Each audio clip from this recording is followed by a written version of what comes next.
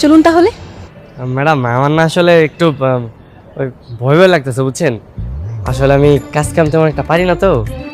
আপনাকে অফিসে গেলে পরে যদি আমার আবার বাইট টের করে দেয়। আশ্চর্য ব্যাপার, অফিস আমাদের, আর কাউকে যদি চাকরি থেকে বের করতে হয় সেটা আমরা করি। হায় হায়, অফিসও আমার, বউ আমার, তাহলে তো আমার কোনো চিন্তাই নাই। সেটাই, আপনার যা ইচ্ছা আপনি করতে পারবেন, নো টেনশন। আচ্ছা ঠিক আছে। আচ্ছা লেট হয়ে যাচ্ছে, চলুন তাহলে আগে। চলছে। ও স্যার, জি বলেন। স্যার আপনার একটা সিগনেচার লাগবে স্যার। সাইন? কিসের সাইন? হ্যাঁ ওই যে প্রজেক্টটা তো ফাইনাল হয়ে গেছে স্যার, ওখানে আপনার সিগনেচার লাগবে। মানে সাইন কি করতেই হবে? জি স্যার। তাই না?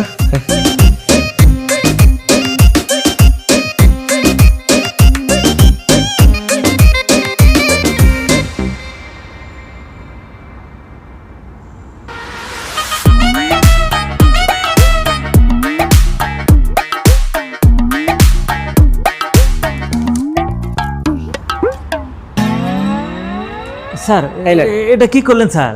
আপনি তো টিপসই দিয়ে স্ট্যাম্পটাই নষ্ট করে ফেললেন স্যার। নষ্ট হবে কেন? নষ্ট হওয়ার তো কিছু নাই, তাই না? স্যার এখন তো টিপসই চলে না স্যার, সিগনেচার লাগবে।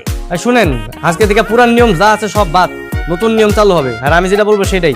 সিগনেচার তো সবাই নকল করতে পারে, বুঝলেন নাকি? এই কারণে টিপসই দিছি যাতে কেউ নকল না করতে পারে। কিন্তু স্যার, কি হয়েছে এখানে?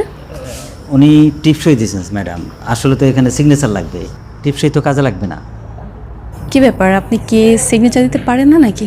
আরে কি বলেন, সিগনেচার দিতে পারবো না কেন? সিগনেচার তো দিতে পারি, কিন্তু আসলে হয়েছে কি ম্যাডাম, ওই যে সিগনেচার তো সবাই নকল করতে পারে।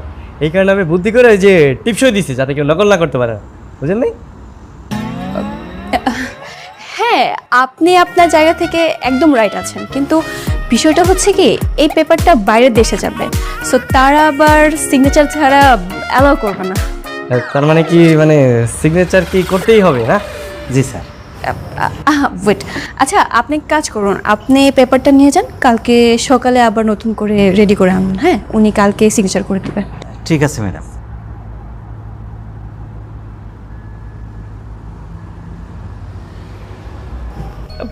আসলে ম্যাডাম হয়েছে কি, আমি না সত্যি সত্যি ওই সিগনেচার করতে পারি না। বুঝতে পেরেছি, ডোন্ট ওয়ারি, আমি আপনাকে আজকে রাত্রে সব শিখিয়ে দেবো। আচ্ছা ঠিক আছে।